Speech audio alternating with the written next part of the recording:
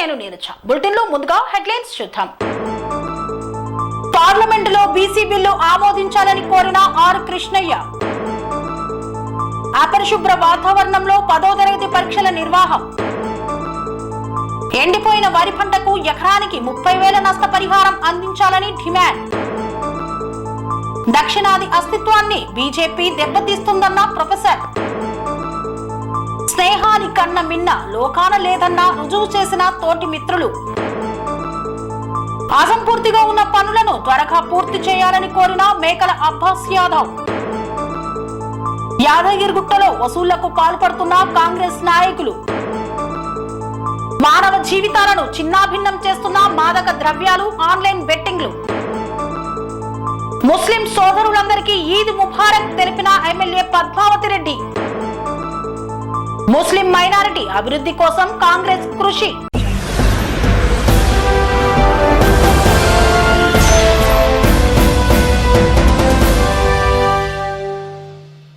Hyderabad విద్యానగర్లోని BC భవన్లో 26 BC కుల సంఘాల నాయకులు సమావేశమయ్యారు. శాసనసభలో ప్రవేశపెట్టిన బీసీ రిజర్వేషన్ల బిల్లును రాష్ట్ర గవర్నర్తో ఆమోదముద్ర వేయించి పార్లమెంటుకు పంపించి చట్టసభలలో చట్టం చేయించాలని పార్లమెంటు సభ్యులు ఆర్ కృష్ణయ్య డిమాండ్ చేశారు. బీసీ నాయకులు మణికంఠ రాజు నేత అధ్యక్షతన 26 బీసీ కుల సంఘాలు హైదరాబాద్ విద్యానగర్లో బీసీ భవన్లో ఏర్పాటు చేసిన సమావేశంలో పాల్గొని మాట్లాడారు. గతంలో కాంగ్రెస్ హయాంలో కూడా బీసీ బిల్లును ప్రవేశపెట్టి తూతూ మంత్రంగా ఆమోదించారని గుర్తు చేశారు. కేంద్రంలో బీజేపీ పార్టీ ఉండడంతో రాష్ట్రంలోని బిల్లు పంపించడం ద్వారా చట్టం ఏర్పడడానికి అవకాశం ఉంటుందని స్పష్టం చేశారు. బీసీలంతా పోరాడి 42% రిజర్వేషన్లను పార్లమెంటులో చట్టం అయ్యేంత వరకు పోరాడుతూ ఉండాలని పిలుపునిచ్చారు. కావాల్సిందల్లా బలమైన అడ్వకేట్లను పెట్టి ఆర్గ్యుమెంట్ చేయాల్సిన అవసరం. ఒకవేళ అయితే ఎవరైనా ఓటు పోయినా గెలుస్తుంది అనేది మనకి ఇవి ఈడబ్ల్యూ రిజర్వేషన్ల వల్ల అర్థమైపోయింది. కాబట్టి ఈ రెండు అన్ని అంశాలను పక్కకు పెట్టి మొత్తం ప్రాసెస్ అంతా చేయకుండా, గవర్నర్ పంపకుండా, బిల్లు పాసు ఆర్డినెన్స్ ఇవ్వకుండా, జీవోలు తీయకుండా, బీహార్లో జీవోలు తీశారు, తమిళనాడులో జీవోలు తీశారు. అన్ని జీవోలు తీసినాక నోటిఫికేషన్ వేసినప్పుడు కోల్పోయారు. బీహార్లో అయితే జీవోలు తీసిండ్రు, పెంచిన రిజర్వేషన్ల ప్రకారం 1,20,000 ఉద్యోగాలు భర్తీ చేశారు. ఇక్కడ కూడా మీరు పెంచాలి, జీవోలు తీయాలి. ఆ తర్వాత ప్రాబ్లమ్స్ వస్తే అది పెద్ద లెంత్ ప్రాసెస్. కాబట్టి ఒకటేసారి బుల్డోజ్ చేస్తూ ఇష్యూ డైవర్ట్ చేయడం అనేది సరైనటువంటిది కాదు. మంచిగా పెంచారు, మంచి మనసుతో పెంచారు. అసెంబ్లీలో బిల్లు కూడా పాస్ చేశారు. కాబట్టి తప్పనిసరి రాష్ట్ర ప్రజలందరి మీద బాధ్యత ఉంది, సంఘాల మీద బాధ్యత ఉంది, బీసీ ప్రజల మీద బాధ్యత ఉంది. మనం దాన్ని కాపాడుకోవాల్సిన బాధ్యత ప్రభుత్వం ఒకటే కాదు, ప్రజల మీద కూడా ఉంది, మన అందరి మీద ఉంది. కాబట్టి ఈ ప్రాసెస్ అంతా కంప్లీట్ చేయాలి. ఈ ప్రాసెస్ చేయకుండా డైరెక్ట్ ఢిల్లీకి వచ్చే వాళ్ళు అంటారు, మీరు జీవనం చేయలేదు, కోర్టు ఎవరన్నా వ్యతిరేకించలే లేదు, మీరు ఎట్టుకొచ్చిన మా దగ్గరికి అని అడుగుతారు మనం. కాబట్టి ముఖ్యమంత్రి గారు పునరాలోచన చేసి ఢిల్లీలో ప్రోగ్రాం పెట్టు బాగానే ఉంటుంది, వచ్చి చెయ్యి, దేశం అందరికీ కూడా అప్లై అవుతుంది. కానీ మేము వెంటనే జీవో తీసి గవర్నర్ ఆమోదం పొందడమే జీవో తీసి ఎన్నికల నోటిఫికేషన్ కూడా వేయాలి. ఎందుకంటే ఎన్నికల నోటిఫికేషన్కు ఓట్లు అర్థం రావు. ఎందుకంటే నువ్వు పెంచి వెంటనే నోటిఫికేషన్ వేసి తయారు చేస్తే దానికి ఏ సుప్రీంకోర్టు ఏ హైకోర్టు కూడా రాదు. గతంలో జడ్జిమెంట్ వచ్చినా కూడా 34% రిజర్వేషన్లను మేము సుప్రీంకోర్టుపై తీసుకొచ్చాము, అమలు చేశారు. కాబట్టి ఇప్పుడు కూడా ఎన్నికల ప్రక్రియ నోటిఫికేషన్ వేయడం, ఎన్నికల ప్రక్రియ ప్రారంభించడంతో మొత్తం అవుతుంది. కాబట్టి ముఖ్యమంత్రి గారు దీని మీద న్యాయ నిపుణుల, రాజ్యాంగ నిపుణులతోటి సంప్రదింపులు జరిపి అందరి సమక్షం లోపల, బీసీ సంఘాలు, కుల సంఘాల సమక్షం లోపల సంప్రదింపులు జరిపి చర్యలు తీసుకోవాలని నేను ప్రభుత్వానికి విజ్ఞప్తి చేస్తున్నా. మంచి ముఖ్యమంత్రి గారు బీసీ బిల్లు పెట్టడాన్ని మేము అభినందిస్తున్నాం. కానీ ప్రాసెస్ అంతా కూడా మీరు సిస్టమేటిక్గా చేయాలి. ప్రాసెస్ చేయకుండా బుల్డోజ్ చేసి వేరేళ్ళ మీద బుర్రదంతా కుదరదని చెప్పి ప్రభుత్వానికి విజ్ఞప్తి చేస్తున్నాం. దీని మీద తొందర లోపలనే అందరితో మాట్లాడి భవిష్యత్ కార్యాచరణ నిర్ణయిస్తాం. అదేవిధంగా రాష్ట్ర ప్రభుత్వం బీసీల బడ్జెట్ చాలా తక్కువ పెట్టింది, 11,000 కోట్లు. కామారెడ్డి డిక్లరేషన్లో 20,000 కోట్లు అన్నారు. మరి ప్రాక్టికల్ వచ్చిన బడ్జెట్ 11,000 కోట్లకు ఇచ్చారు.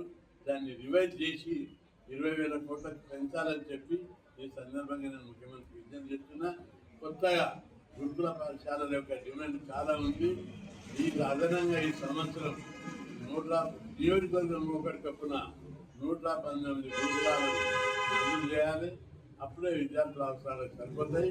అదేవిధంగా కాలేజ్ హాస్టళ్లకు సొంత భవనాలు, బీసీ స్టడీ సర్కిళ్లకు సొంత భవనాలు, బీసీ గురుకుల పాఠశాలలకు సొంత భవనాలు నిర్మించాలి. ప్రభుత్వ ఆఫీసులకు అన్నిటికీ సొంత భవనాలు ఉన్నాయి. హాస్పిటల్స్ ఉన్నాయి, ఆఫీసులకు ఉన్నాయి, మంత్రులకు ఉన్నాయి, ఎమ్మెల్యేలకు ఉన్నాయి, ఎంపీలకు ఉన్నాయి.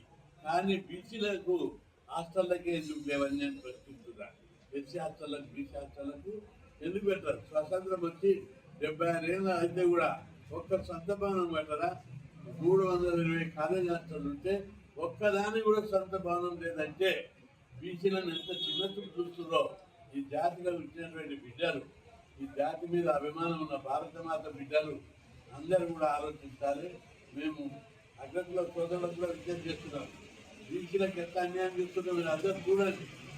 మేము రాజకీయం కాదు, అందరు చదువుకునే పిల్లలు ఉన్నారు, డాక్టర్లు, ఇంజనీర్లు, ఫార్మసీ అన్ని కోర్సులు చదివే వాళ్ళు ఉన్నారు.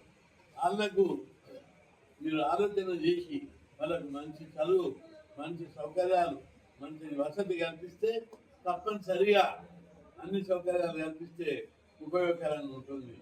అప్పుడే వాళ్ళు గొప్ప మానవ వనరులుగా, గొప్ప నాయకులుగా, శాస్త్రవేత్తలుగా, డాక్టర్లుగా, ఇంజనీర్లుగా డెవలప్ అవుతారు.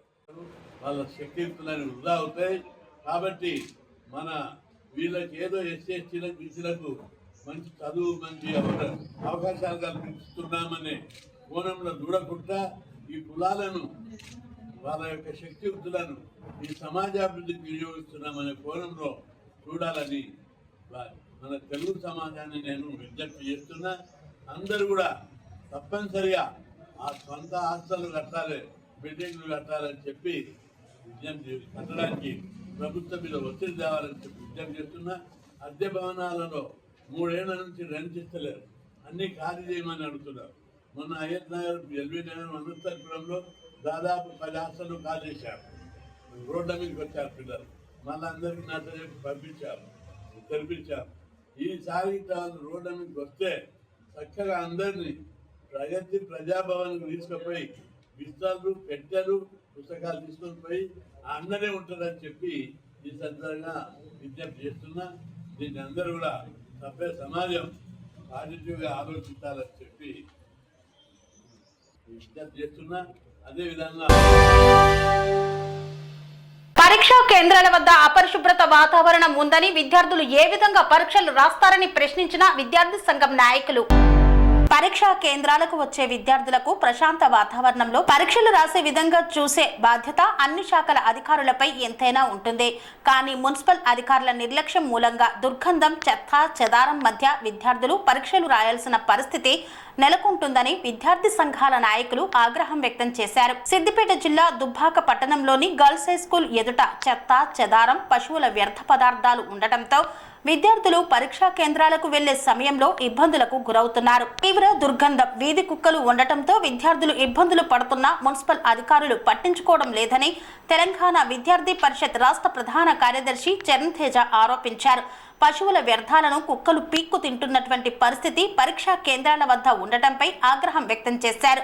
స్వచ్ఛ దుబ్బాక అంటూ గొప్పలు చెప్పే మున్సిపాలిటీ అధికారులు సుమారు 200కు పైగా విద్యార్థులు పరీక్షలు రాస్తున్నటువంటి సెంటర్ వద్ద పారిశుద్ధ పనులు చేపట్టకపోవడం ఏంటని ప్రశ్నించారు. పరీక్షా కేంద్రానికి సుమారు గంట ముందే వచ్చే విద్యార్థులు దుర్గంధం వస్తున్నప్పటికీ అక్కడే నిలబడాల్సిన పరిస్థితి నెలకొంది. ఇప్పటికైనా మున్సిపాలిటీ అధికారులు స్పందించి వెంటనే పరీక్షా కేంద్రం వద్ద పారిశుద్ధ పనులు చేపట్టి చెత్త చెదారంతో పాటు పశువుల వ్యర్థాలను తొలగించాలని డిమాండ్ చేశారు.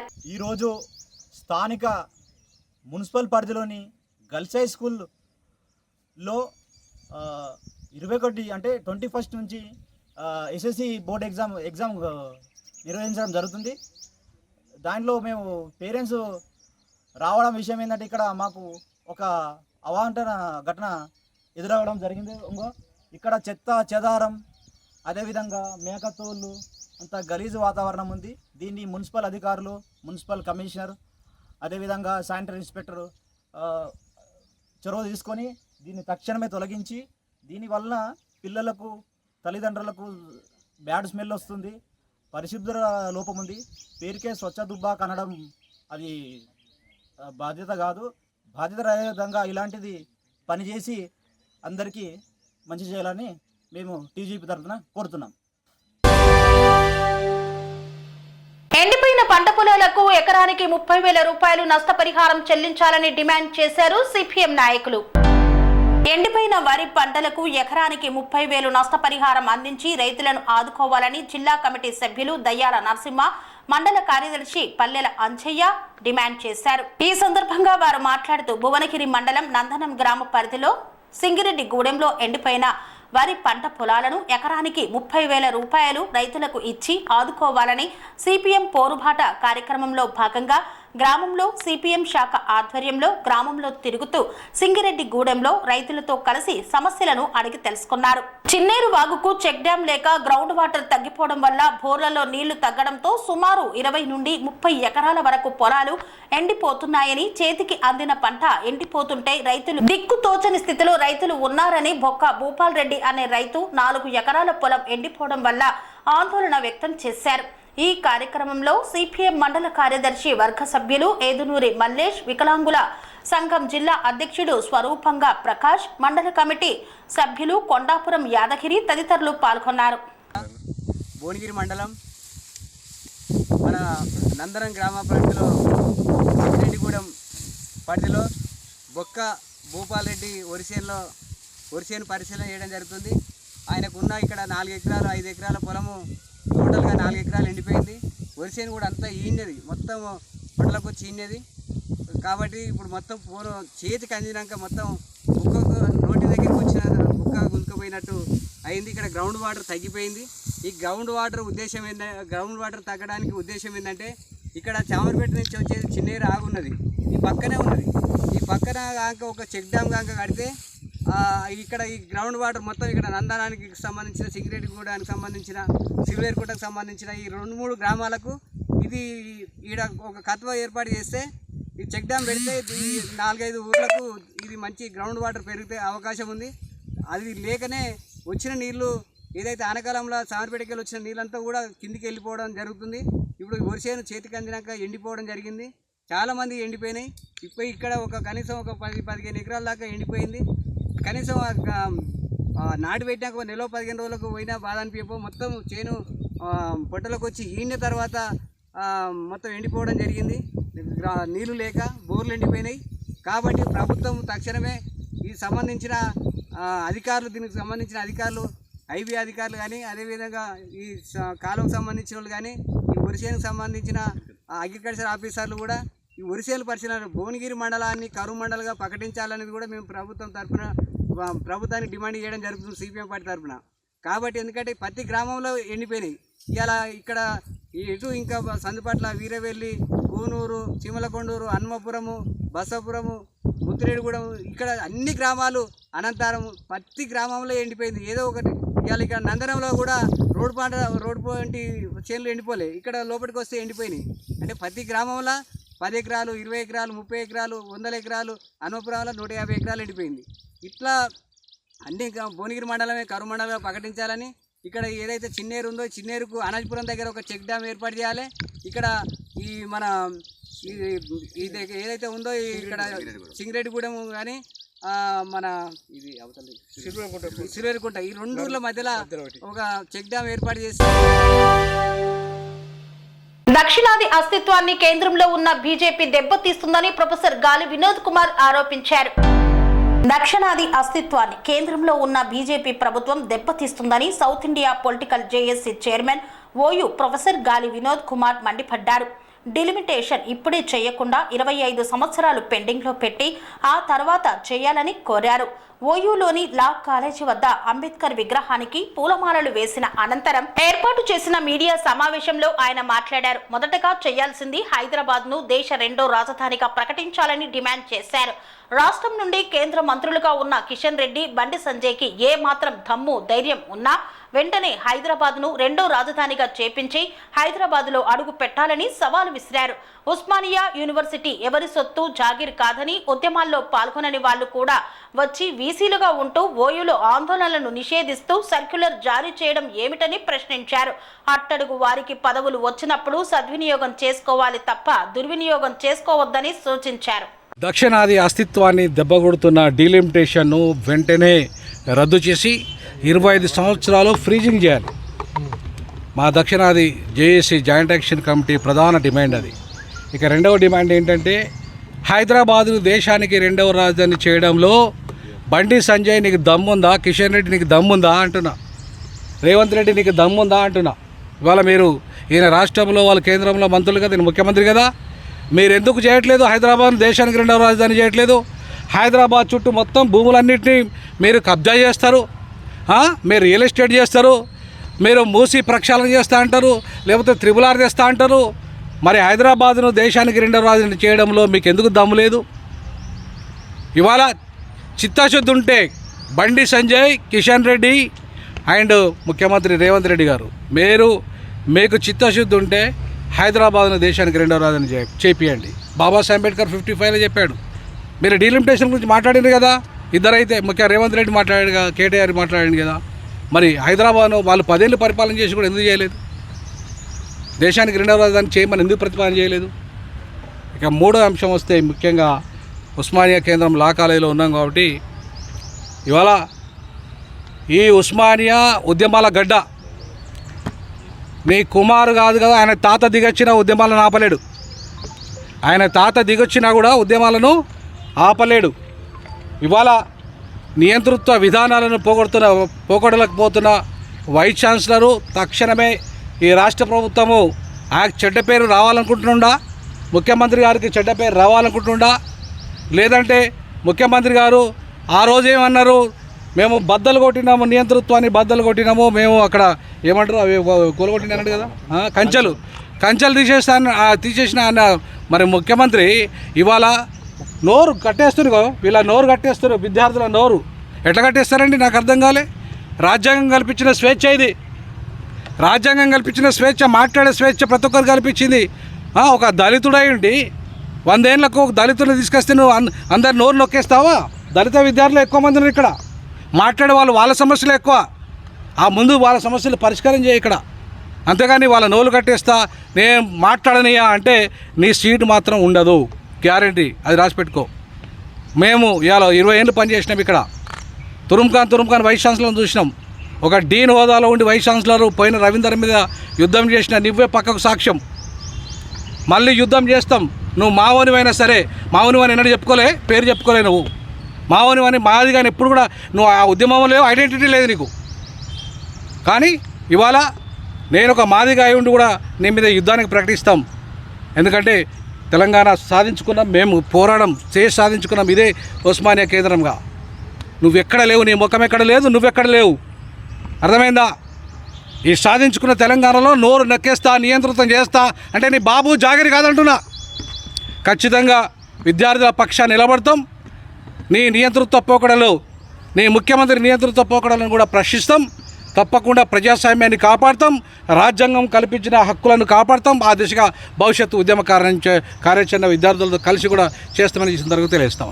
తెలంగాణ రాష్ట్రంలో ఉస్మానియా యూనివర్సిటీ అనేది తెలంగాణకు ఒక ప్రామాణికమైనటువంటిది. తెలంగాణ సాధన కోసంతో పాటు ఇవాళ అస్తిత్వ ఉద్యమాలకే కావచ్చు, యావత్తు భారతదేశానికి ఒక వెన్నెముక లాంటిది. అలాంటి ఉస్మానియా యూనివర్సిటీలో ఇవాళ ప్రజాపాలన అంటున్నటువంటి ఈ కాంగ్రెస్ ప్రభుత్వానికి మేము ఇక్కడ నుంచి ఒక విజ్ఞప్తి చేస్తున్నాం. అయ్యా, ఇవాళ ఈ విద్యార్థుల పోరాటం ద్వారా మీ ప్రభుత్వం ఏర్పడిందనేది మీకు సత్యంగా తెలుసు, మీరే అన్నారు.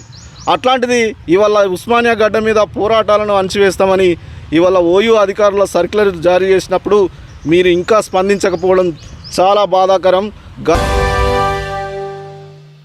కొరణపాక గ్రామంలో జైన మందిరం ఆవరణలో తన తోటి స్నేహితుడు చనిపోయినందున ఆయన పుట్టినరోజును పురస్కరించుకొని అన్నదాన కార్యక్రమాన్ని నిర్వహించారు తోటి స్నేహితులు. యాదాద్రి భువనగిరి జిల్లా ఆలేరు మండలం కొలనపాక గ్రామంలో జైన మందిర్ ఆవరణలో బీజేపీ జిల్లా కౌన్సిల్ మెంబర్ భోగా శ్రీనివాస్ కుమారుడు భోగా సాయికృష్ణ అతి చిన్న వయసులో అనారోగ్యంతో చనిపోవడంతో అతని యొక్క మిత్రులందరూ ఆయన పుట్టినరోజు సందర్భంగా నిరుపేద కుటుంబాలకు అన్నదాన కార్యక్రమాన్ని నిర్వహించారు. ఈ సందర్భంగా బీజేపీ నాయకులు రాజు శ్రీనివాసులు మాట్లాడుతూ భోగా శ్రీనివాస్ వారి కుమారుడు సాయికృష్ణ చనిపోవడం చాలా బాధాకరం.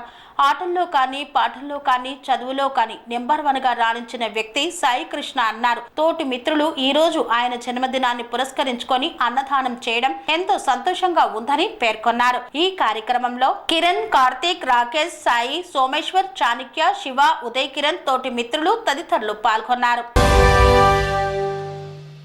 వార్తల్లో చిన్న విరామం. కన్స్ట్రక్షన్ రంగాలలో దశాబ్దపు అనుభవంతో కస్టమర్ల మరియు శ్రేయోభిలాషుల మన్ననలను నమ్మకాన్ని గెలుపొందిన సంస్థ VRR constructions.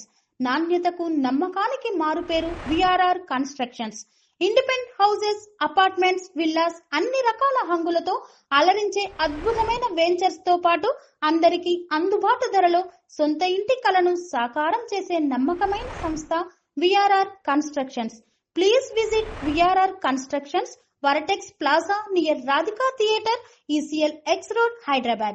Call to 9100885552, 9100885559.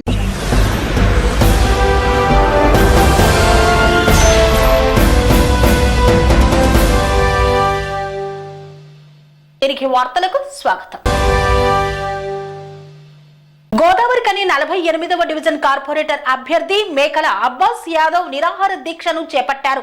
48వ division corporator అన్ని పనులను అసంపూర్తిగా వదిలివేశారని, వెంటనే వాటిని పూర్తి చేయాలని కలెక్టర్ను, ఎమ్మెల్యేను కోరారు. 48వ డివిజన్ కార్పొరేటర్ అభ్యర్థి డివిజన్లో అసంపూర్తిగా ఉన్న పనులను దయచేసి త్వరగా పూర్తి చేయాలని, డివిజన్లో స్క్రాప్ కేసు కుంభకోణం పరిష్కరించి ఆ నిధులను డివిజన్ అభివృద్ధికి వినియోగించాలని, మెటర్నిటీ హాస్పిటల్కి సంబంధించిన వెనుక గదిని కబ్జా చేసి మాజీ కార్పొరేటర్ తన సొంత పనులకు వాడుకుంటున్నాడు. మారుతినగర్ వాటర్ ట్యాంకు నుండి కృష్ణవేణి టాలెంట్ స్కూల్ వరకు రోడ్డు వేయగలరని రామగుండం శాసనసభ్యులు మక్కాన్ సింగ్ రాజ్ ఠాకూర్ కి మరియు జిల్లా కలెక్టర్ కోయా శ్రీహర్ష ఐఏఎస్ కి మరియు additional collector J Arunasri IAS కి 48వ డివిజన్ కార్పొరేటర్ అభ్యర్థి మేకల అబ్బాస్ యాదవ్ విన్నవించారు. బీజేపీ పట్టణ కార్యాలయంలో విలేకరుల సమావేశాన్ని నిర్వహించారు కర్రె ప్రవీణ్ కుమార్. ఈ సందర్భంగా ఆయన మాట్లాడుతూ ఆలేరులో కాంగ్రెస్ ప్రభుత్వం వచ్చిన తర్వాత అక్రమాలు పెరిగిపోయాయన్నారు. బీజేపీ పట్టణ కార్యాలయంలో విలేకరుల సమావేశం ఏర్పాటు చేశారు. ఈ యొక్క సమావేశంలో కర్రె ప్రవీణ్ మాట్లాడుతూ కాంగ్రెస్ ప్రభుత్వం వచ్చాక కబ్జాలకు, దౌర్జన్యాలకు, వసూళ్లకు కేర్ ఆఫ్ అడ్రస్ గా ఆలేరు నియోజకవర్గం మారిందన్నారు. ఎందుకంటే గత ప్రభుత్వం యాదాద్రి అభివృద్ధిలో భాగంగా ఇల్లు కోల్పోయినటువంటి నిర్వసితులకు అంజనాపురి కాలనీలో ఫ్లాట్లు కేటాయిస్తే ఆ యొక్క ప్లాట్లను కూడా కబ్జా చేయడం జరుగుతుందన్నారు. హోటళ్లు, పెట్రోల్ బంకుల ద్వారా కాంగ్రెస్ నాయకుల వసూళ్ల పర్వం కొనసాగుతుంది. నిన్నటికి నిన్న కొత్తగా నిర్మిస్తున్నటువంటి హెచ్బి బ్యాంక్ యజమానిని కూడా ఇద్దరు కాంగ్రెస్ కౌన్సిలర్లు 5 లక్షల రూపాయలు లంచంగా డిమాండ్ చేశారు. అన్ని అనుమతులు ఉన్నా, ఏది ఉన్నా ఖచ్చితంగా మాకు పైసలు ఇవ్వాల్సిందే, లేని పక్షంలో నీ బంకు పని నడవదు అని హెచ్చరించారు. ఎమ్మెల్యేకి తెలిసి జరుగుతుందా, తెలియక జరుగుతుందా, ఈ యొక్క ప్రజలకు మీరు వివరణ ఇవ్వాలి. ఇలాంటి దౌర్జన్య రాజకీయాలు, కబ్జా రాజకీయాలు మీరు మానకపోతే భారీ ఎత్తున ఉద్యమిస్తామని హెచ్చరించారు. బాధితులు ఎవరు భయపడవద్దని, బాధితులకు అండగా బీజేపీ పార్టీ ఉంటుందని తెలిపారు. ఈ యొక్క కార్యక్రమంలో పట్టణ ప్రధాన కార్యదర్శి జిల్లా భానుచందర్, పట్టణ ఉపాధ్యక్షులు బందారపు మల్లేష్ గౌడ్, పట్టణ ఓబీసీ మోర్చా అధ్యక్షులు నందోజీ నరేష్, కిసాన్ మోర్చా అధ్యక్షులు సుడిగి రాజరెడ్డి, పట్టణ అధ్యక్షులు భోడా బుచ్చిబాబు, సీనియర్ బీజేపీ నాయకులు తదితరులు పాల్గొన్నారు. మానవ జీవితాలను మాదక ద్రవ్యాలు, ఆన్లైన్ బెట్టింగ్ చిన్నాభిన్నం చేస్తుందని పేర్కొన్న డాక్టర్. మానవ జీవితాలను మాదక ద్రవ్యాలు, ఆన్లైన్ బెట్టింగ్ చిన్నాభిన్నం చేస్తున్నట్లు దక్షిణాది రాష్ట్రాల మానసిక వైద్యుల సంఘం అధ్యక్షులు డాక్టర్ ఉమాశంకర్ ఆవేదన వ్యక్తం చేశారు. సిద్దిపేట జిల్లా లక్ష్మక్కపల్లి ఆర్వీఎం మెడికల్ కళాశాల వద్ద మానసిక వైద్యుల సంఘం తెలంగాణ రాష్ట్ర శాఖ ఆధ్వర్యంలో అవగాహన సదస్సును నిర్వహించారు. రాష్ట్ర శాఖ అధ్యక్షులు అశోక్ చందాని అధ్యక్షతన వహించారు. ఈ సందర్భంగా వారు మాట్లాడుతూ మాదక ద్రవ్యాలకు బానిసై యువత పక్కదారి పడుతుండటం దురదృష్టకరం కాగా ప్రాథమిక స్థాయి నుండే అవగాహన కలిగిస్తూ వాటి బారిన పడకుండా చూసే బాధ్యత ప్రభుత్వాలపై ఉందని అన్నారు. ఇందుకోసం కఠిన చట్టాలు రూపొందించాల్సిన అవసరం ఉండటంతో పాటు జరిగే నష్టాన్ని ప్రతి ఒక్కరిలో అవగాహన కల్పించాలని కోరారు. శిక్షణ పొందుతున్న మానసిక వైద్యులు అప్రమత్తంగా ఉంటూ ఈ అంశాలపై స్పష్టమైన అవగాహన కలిగి ఉండాలని సూచించారు. ముఖ్యంగా వైద్య వృత్తిలో నూతన చికిత్సా విధానాలు ఉత్తేజపరుస్తాయని, అయితే గత 3 ఏళ్లుగా ఉత్తమ రాష్ట్ర శాఖగా గుర్తింపు పొందడం మంచి పరిణామమని స్పష్టం చేశారు. ముస్లిం మైనారిటీల వెంట కాంగ్రెస్ ప్రభుత్వం ఉంటుందని కోదాడలో జరిగిన ఇఫ్తార్ విందులో పాల్గొని వెల్లడించారు మంత్రి ఉత్తమ్ కుమార్ రెడ్డి. సూర్యాపేట జిల్లా కోదాడలో ముస్లిం మైనార్టీల వెంట కాంగ్రెస్ ప్రభుత్వం ఉంటుందని మంత్రి ఉత్తమ్ కుమార్ రెడ్డి, కోదాడ ఎమ్మెల్యే ఉత్తమ్ పద్మావతి రెడ్డి అన్నారు. కోదాడ పట్టణంలో తెలంగాణ రాష్ట్ర minority finance committee vice chairman MD Jabbar ఏర్పాటు చేసిన ఇఫ్తార్ విందు ప్రారంభించి మాట్లాడారు. కాంగ్రెస్ పార్టీ సెక్యులర్ పార్టీ అని, మైనార్టీలకు కాంగ్రెస్ పార్టీ అండగా ఉంటుందన్నారు. కేంద్రంలో ఉన్న బీజేపీ పార్టీ పార్లమెంటులో వక్ఫ్ బోర్డు అమెండ్మెంట్ యాక్ట్ తేవాలని ప్రయత్నిస్తుందని, కాంగ్రెస్ ఎంపీలంతా ఈ యాక్టుకు వ్యతిరేకంగా పోరాడుతున్నామన్నారు. కర్ణాటక ప్రభుత్వంలో మాదిరిగా తెలంగాణ రాష్ట్రం సహితం ముస్లిం మైనార్టీలకు రక్షగా ఈ యాక్ట్ అమలు కాకుండా ముఖ్యమంత్రి ఈ సంవత్సరం మంత్రులతో చర్చించి కృషి చేస్తున్నారన్నారు. గత 2 దశాబ్దాలుగా కోదాడ, హుజూర్ నగర్ ముస్లిం మైనార్టీలతో ఎంతో ఆత్మీయత తనకు ఉంది అన్నారు. ఉత్తమ్ కుమార్ అప్కా భాయ్ అంటూ ఉర్దూలో ప్రసంగించి ఆకట్టుకున్నారు. హుజూర్ నగర్ లో షాదీఖానా, కోదాడలో ఈద్గా అభివృద్ధికి నిధులు మంజూరు చేయించానన్నారు. ముస్లిం సోదరులకు ఎటువంటి కష్టం వచ్చినా తాను అండగా ఉంటానని హామీ ఇచ్చారు. ఎమ్మెల్యేగా, ఎంపీగా, మంత్రిగా గెలిచినా ఓడినా కోదాడ, హుజూర్ నగర్ నియోజకవర్గాల ప్రజలే తన కుటుంబంగా భావిస్తున్నానని పేర్కొన్నారు. కబ్రిస్తాన్ ప్రహారీ గోడ నిర్మాణానికి రామగుండం ఎమ్మెల్యే రాజ్ ఠాకూర్ మక్కన్ సింగ్ శంకుస్థాపన చేశారు. గోదావరికని పట్టణ శివారులో గల ఈద్గా సమీపంలో ఉన్న ముస్లిం మైనారిటీ కబ్రిస్తాన్ ప్రహారీ గోడ నిర్మాణానికి రామగుండం శాసనసభ్యులు రాజ్ ఠాకూర్ మక్కన్ సింగ్ శంకుస్థాపన చేశారు. ఈ సందర్భంగా ఎమ్మెల్యే మాట్లాడుతూ ముస్లిం మైనార్టీల కోసం కాంగ్రెస్ ప్రభుత్వం అన్ని విధాలుగా కృషి చేస్తుందన్నారు. ఇదే క్రమంలో ప్రహారీ గోడ నిర్మాణానికి ₹1 కోటి నిధులను మంజూరు చేసినట్లు ఆయన తెలిపారు. గత పాలకుల నిర్లక్ష్యంగా వదిలేసిన పనులను కాంగ్రెస్ ప్రభుత్వం ప్రణాళికాబద్ధంగా చేస్తున్నామన్నారు. అన్ని వర్గాల అభివృద్ధి కాంగ్రెస్ ప్రభుత్వ ధ్యేయమని ఆయన ప్రస్తావించారు. ఎన్నికలకు ముందు ఇచ్చిన హామీ మేరకు కబ్రిస్తాన్కు సంబంధించిన ప్రహారీ గోడ నిర్మాణపు పనులను ప్రారంభించినట్లు ఆయన పేర్కొన్నారు. అభివృద్ధి ధ్యేయంగా పనిచేస్తున్నామని ఎమ్మెల్యే రాజ్ ఠాకూర్ అన్నారు. CM Revanth Reddy, deputy CM బట్టి విక్రమార్క, మంత్రి దూదిల్లా శ్రీధర్ బాబు సూచనల మేరకు అభివృద్ధి పనులు చేపడుతున్నామని ప్రస్తావించారు. ఆయన వెంట మాజీ ప్రతినిధులు, కాంగ్రెస్ పార్టీ నాయకులు ఉన్నారు. ఇంతటితో వార్తలు సమాప్తం. మరిన్ని అప్డేట్స్ కోసం చూస్తూనే ఉండండి TR9 TV.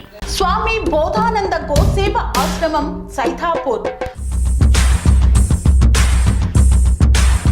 జ్యోతిష్యం, వాస్తుశాస్త్రం మన పూర్వీకులు మనకిచ్చిన వరం. దుర్గాదేవి, కాలభైరవ ఉపాసనతో వాక్సిద్ధి పొందిన శ్రీ శ్రీ బోధానందగిరి స్వామివారు మీకు ఎలాంటి సమస్యలున్నా, వాటిలో ముఖ్యంగా ధన నష్టం, ఆరోగ్య నష్టం, భార్యాభర్తల మధ్య గొడవలు, ప్రేమించుకున్న వారు దూరం అవడం, ఎన్ని సంబంధాలు వచ్చినా పెళ్లి ముడి పడకపోవడం, రోడ్డు ప్రమాదాలు, అప్పుల బాధలు, వ్యవసాయంలో నష్టాలు, పెద్దల మాట పిల్లలు వినకపోవడం, ఆరోగ్య శాంతి, గృహశాంతి, మనశ్శాంతి లేకపోవడం, ఇలాంటి సమస్యలు ఉన్నట్లయితే ఒక్కసారి స్వామీజీని కలవండి. మీ సమస్యలకు తగిన పరిష్కారాన్ని పొందండి. అంతేకాక అన్ని రకాల వ్యాధులకు గోపంచగవ్య మరియు మూలికా వైద్యం చేయబడును. నమ్మకంతో రండి, ఆయురారోగ్యాలతో వర్ధిల్లండి. మా అడ్రస్ స్వామి బోధానంద గోసేవ ఆశ్రమం, సైథాపూర్, వీరభద్రస్వామి గుడి దగ్గర, యాదగిరిగుట్ట. సంప్రదించవలసిన నెంబర్ 9849213754 మరియు 9618034138.